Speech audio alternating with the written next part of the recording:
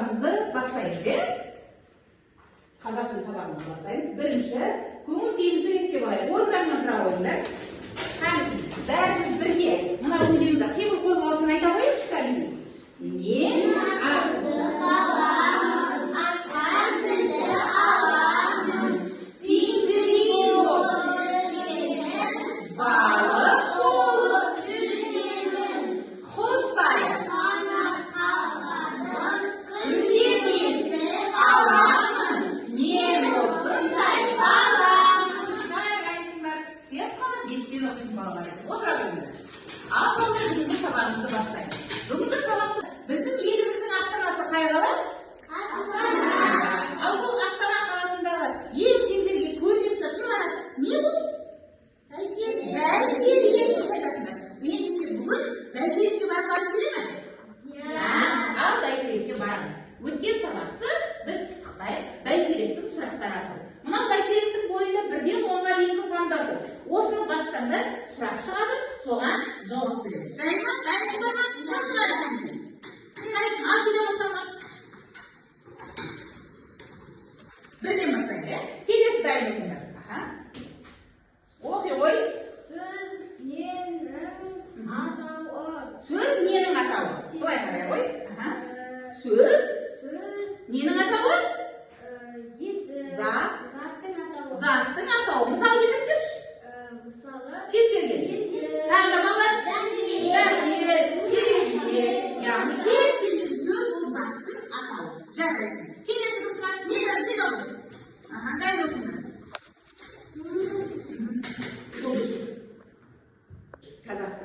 Қазақстанның боксшылар аты Бекжан Саттарханов, Ермахан Ыбырайым, тағы Серік, кім? Сәпиев. Жарайсыңдар балалар, отырамын. Ары қарай кеттік пе балалар? Онда жаңа сабағымызды бастаймыз. Жаңа сабағымыздың балалар бүгінгі бөлімі дені саудың жаны сау деп аталады. Бүгінгі сабағымыздың тақырыбы амоним, антоним, синоним туралы не білдім. Бүгінгі сабағымыздың оқу мақсаттары. Яғни біз тірек сөздерді қатыстыра отырып, берілген тақырыптар бойынша әңгіме құраймыз. Осы антоним, амоним, синоним сөздерді еске түсіреміз. Жарайсыңдар балалар. Ал енді балалар, бүгін топқа бөлініп алайық. Мен сендерді 3 топқа бөлдім. Бірінші топ антоним тобы боласыңдар. Екінші топ синоним тобы боласыңдар. Айтайын болсақ, бүгінгі жаңа сабағымызға байланысты видеоны көрейік. Видео көруге дайынсыңдар ма? Онда қазір тіліміздегі антоним, амоним, синоним туралы видеоны тамақ білеміз. Тақырып бойынша мәтіннің мазмұнын болжай аламыз. Тірек сөздерді пайдаланып шағын мәтін жазамыз. Ал енді бері қарай қойыңдар. 29-ші оқулықтағы тапсырмамызға қараймыз. 23-ші жаттығу. Не дейді? Енді оқып жүрші. Тақырыбына қарап өлең не туралы екенін болжады. Ал ендеше кітаптағы тақырыптарына қарай қойыңдар. Бұл балалар топтық жұмыс, қазір топпен жазамыз. Ары қарай кеттік. Тақырыптар көрдіңдер ме? Қазір қарап отырыңдар, өлеңді оқисыңдар тақырыптары. Ал енді оқып қой. Оқып жүрсің. Бұлағымдай білімнен кітабымдай үмілдім. Сабағымды бітіріп, топқа қарай жүгірдім. Жарайсыңдар. Ama синоним тобы, екінші шумақ. Оқи бер. Тобым, домала, қақпа жақты, добала, айдалаға, серпеңдеп, мәшинеге жолама. Алға сұрақтарға жауап беріп отырмыз. Өлең неліктен оқу мен ойын деп аталған. Кім жауап береді кәдімгі оқу дегеніміз? Ойнау керек, оқу керек. Дұрыс айтасың. Қандай ойынның түрі айтқан? Қоңырау болған басқа алдайындар жауап береді, иә? Қандай? Иә, доп туралы қандай ойынның түрі? Футбол. Әрине футбол ойыны, доппен ойналатын ойын. Футбол, тағы да ойын. Волейбол, тағы? Баскетбол. Жарайсың. Келесі тапсырмаға. Қарамен жазылған сөздің амоним бола алатын дәлелдері. Қай сөз қарамен жазылған? Қандай сөз? деген. Тағы да екі жетіде, я? Не деп тұр? Қақпа деп тұр. Аха. Осыған амоний болатын сөз айтыңызшы тағы. Қақпа деген не ол бұл жерде? Доп беретін қақпа. Сосын тағы да қақпа. Нені қақпа? Есікті қақпа. Екеуінің айтылуы қандай? Бұл қандай сөз болады екен? Қандай сөз болады? Амоним сөз болады екен, жарайсыңдар. Бірден футболшылар туралы мәлімет іздейді. Дереккөз дегеніміз бізге ғаламтор, иә балалар? Ал ендеше оны біз қызықты немен естейік. Мынау қандай белгі? Ненің белгісі? QR, иә? QR код. Ендеше қазір QR код әдісін пайдаланып, біз Қазақстанның футбол командасындағы футболшылар туралы мәлімет жинақтаймыз. Алдарында балаларына QR код жіберіп қойған топтардың бірінші, екінші деп тұр. Телефон арқылы сол QR-ды басып, бірінші футболшының аты шығады, екінші сурет QR-дан футболшының суреті шығады. Соны табамыз, жарай ма?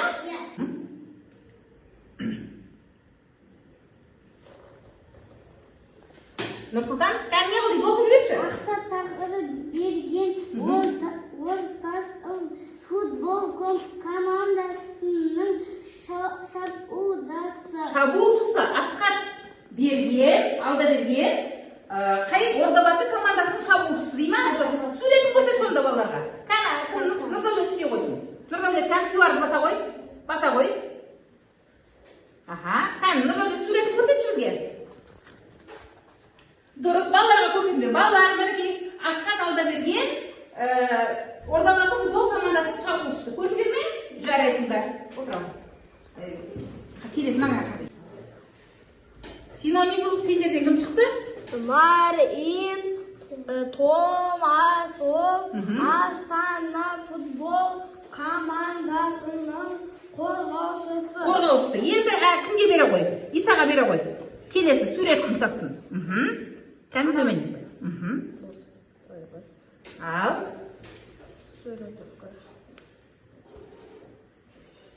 Жарайсыңдар балалар. Сендер бірнеше Қазақстан футболшыларының аттарымен танысып, иә, қазір осыны тоқтадан көрейік.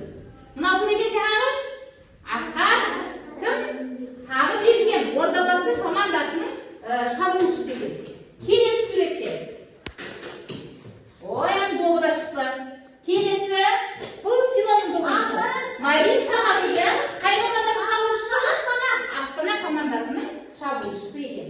Ал енді мынау үшінші топтан шыққан, қазір көрейік, Нұрайлы Әліп Қайрат командасының бұл шабуылшысы екен. Міне біздің еліміздегі спорттан, футболдан Қазақстанның намысын қорғап жүрген футболшы ағалары осы кісілер. Керемет пе балалар? Футболға суреттерін бар араларында? Ой, жарайсыңдар, сендер осы ағалары сияқты футболист болды. Ал балалар бері қараймыз. Енді осы біздің спортшылардың ішінде керемет елдің намысын қорғап жүрген спортшылар бар. Осы спортшылардың біреуі сендерге тілек айтуға келіпті. Оны жасанды интеллект аясымен көреміз. Жасанды интеллект дегенді біліп жүрсіңдер ма? Кез келген нәрсені жасанды интеллекттің көмегімен сөйлетеді қазір. Тіпті қайтыс болып кеткен кісілерді, немесе бір затты, немесе бір мысықты, жануарды сөйлете ма? Телефоннан көресіңдер ма? Ал бізге де бүгін Мақсын танисыңдар ма? Кім бұл кісі? Ал балалар 24-ші жаттығу бізде дәптермен жұмыс болады. Дәптермен баша ойындар күннің ретін жазамыз. Қаңтардың 31-і сынып жұмысы деп. 24-ші жаттығу. Енді ағайып жауап бере береміз. Не істемейді? Мына оқып жіберейік. Айзер оқып жібер. Көрініп тұр ма? Ішіндегі түйсігін қойып, сөйлемдерді көшіріп жаз дейді. Және антонимдерді табамыз, иә? Антонимдерді табамыз. Кәнде, Ермахан, мықты күшті дегені қайсыны аламыз? Боксшы. Ермахан, қандай боксшы? Мықты боксшы. Жарайсыңдар. Келесі. Ары қарай оқимыңдар. Зеренің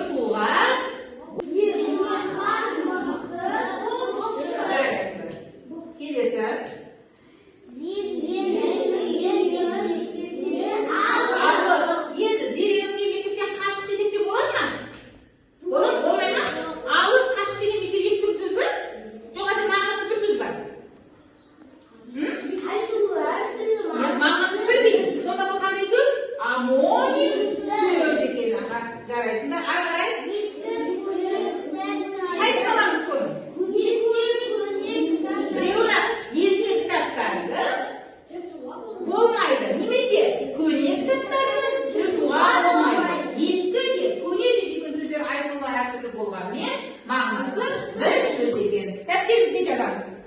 Yozib olganlar.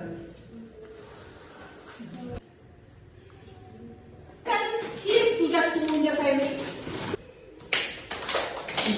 Hadi. Bo'ldi. Первое. Журналистный сюжет клуба, журда жұмыстейміз. Жұбымызбен, көрдіңіз ма? Мына екі оқушы бір-біріне жұмыс істеп жатыр ма?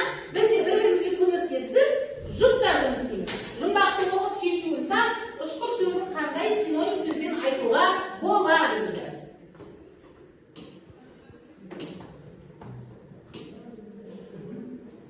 Қане, оқимыз.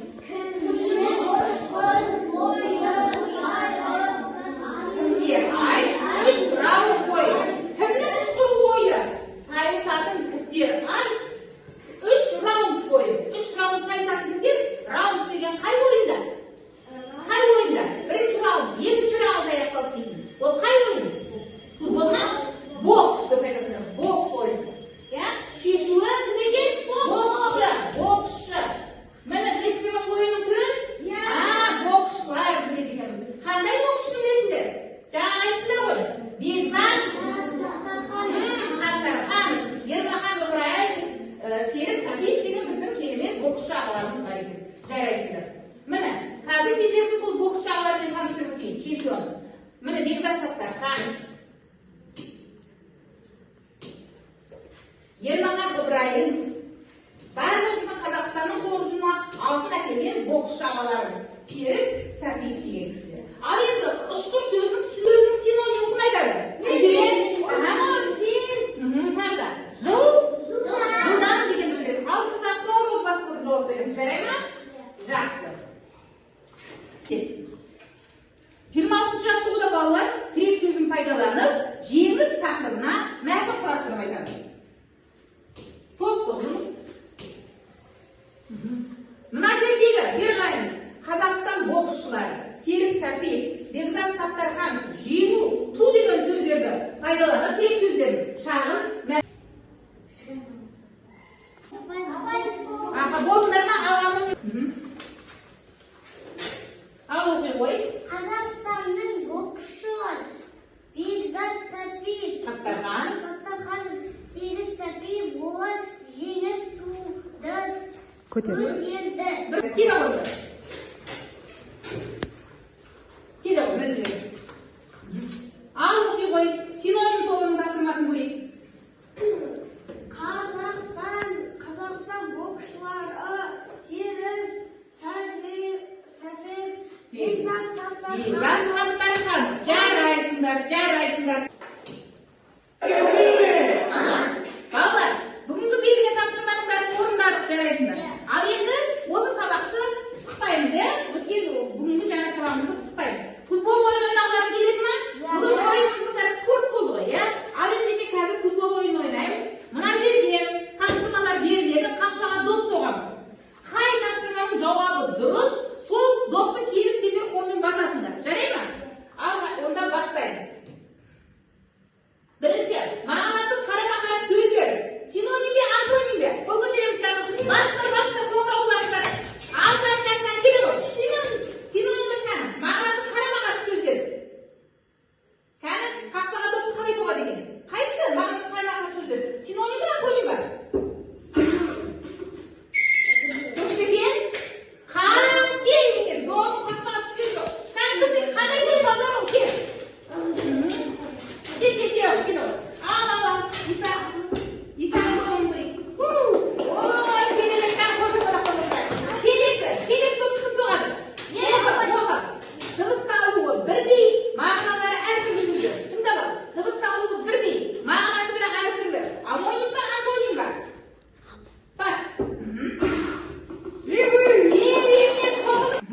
Мағыналары бір-біріне жақын, дыбысталуы әртүрлі сөздер. Синоним бе, амоним ба? Ал басып көр. Дұрысына? Жоқ, қайран еттен ақ. Әсірі 2-де 1 болып жатсыңдар. Кән жеңуіміз керек. Синоним сөзі керек. Аласа деген сөз. Антоним бе, синоним бе? Ал баса қой. Ой, айзен, жарайсың. Отыра қой. 3-те 2. Келесі, келе ғой. Алыс, шалғай,